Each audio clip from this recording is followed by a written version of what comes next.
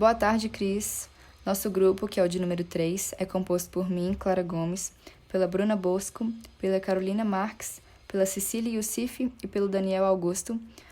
Nós somos acadêmicos de medicina do primeiro período das ciências médicas e nós vamos falar sobre a deficiência da carnitina, palmitol e transferase 2, também conhecida como CPT2. Bom, primeiramente eu vou explicar como é a origem da doença, para depois falar de como funciona bioquimicamente, os sintomas, tratamento e diagnóstico. Então vamos lá. A origem da doença é uma mutação no gene que sintetiza essa enzima CPT2, diminuindo a sua quantidade no organismo e dificultando a síntese de energia em forma de ATP na mitocôndria, como eu vou explicar melhor mais para frente. Ela é uma doença autossômica recessiva, o que significa que ela atinge homens e mulheres na mesma proporção e que ela precisa que os dois pais enviem o gene recessivo para o bebê. Então, indivíduos heterozigotos para o gene não apresentam os sintomas da doença, mas são capazes de transmiti-la para os seus filhos. O gene está localizado especificamente no cromossomo de número 1, como mostra essa segunda foto à direita, a região circulada de vermelho, que é a região 1p323 do cromossomo 1.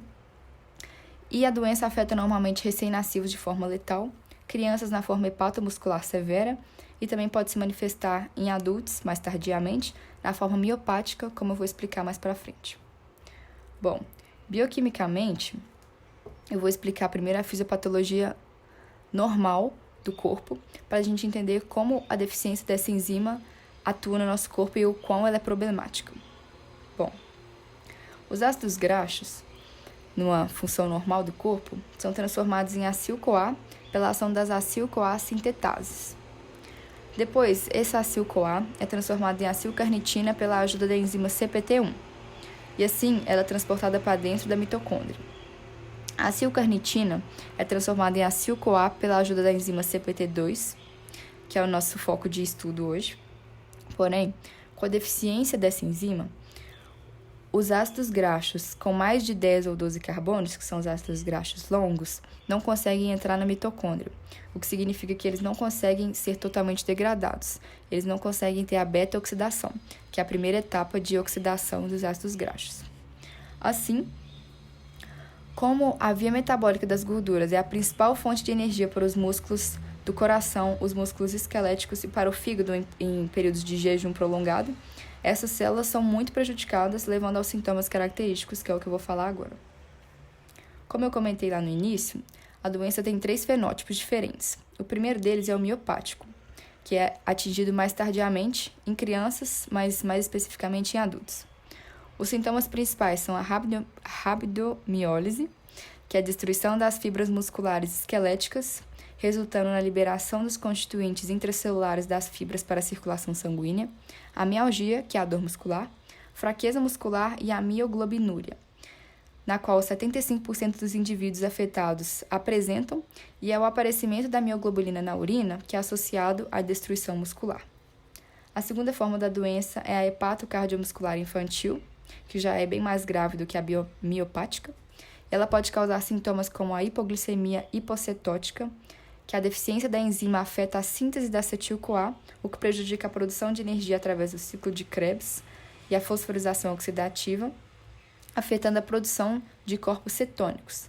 Os corpos cetônicos são produtos derivados da quebra dos ácidos graxos no fígado durante períodos prolongados de jejum, e também como, por exemplo, na execução de exercícios físicos. Além disso, os outros sintomas seriam a miopatia periférica, a insuficiência hepática e até mesmo arritmias cardíacas. O último fenótipo da doença é o neonatal letal, que, como o nome já diz, é a mais perigosa e a mais letal. Isso acontece porque a atividade da CPT2 é reduzida em múltiplos órgãos no recém-nascido, então ele pode apresentar sintomas como a cardiomiopatia, a falência hepática, a hipoglicemia hipocetótica, dificuldades respiratórias e também arritmias cardíacas. Então, ele apresenta tudo isso, além de calcificações hepáticas, o que leva a um prognóstico ruim e a morte do recém-nascido, como eu comentei, dentro de dias ou meses. Mais especificadamente sobre o diagnóstico e o tratamento, vale lembrar da série Diagnóstico no Netflix.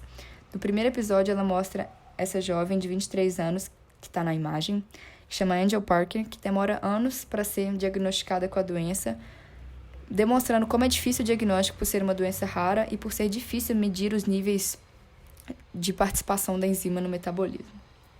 Bom, para detectar essa deficiência da CPT2, da triagem geral dos recém-nascidos especificamente, a gente precisa medir a proporção de acilcarnitinas de diferentes comprimentos nas cadeias de carbono. O exame de sangue, então, é realizado 48 horas após o nascimento e a resposta acontece dentro de uma semana. Em conjunto com isso, e com os sintomas, os exames laboratoriais podem mostrar vários valores diferentes.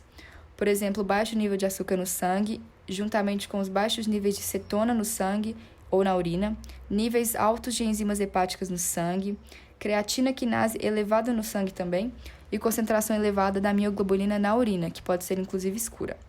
A análise, então, das acilcarninas plasmáticas mostra um padrão típico, com uma concentração total reduzida de carnitina e uma proporção aumentada de acilcarnitinas, por causa da influência da falta da CPT2 no metabolismo, como eu expliquei na parte bioquímica.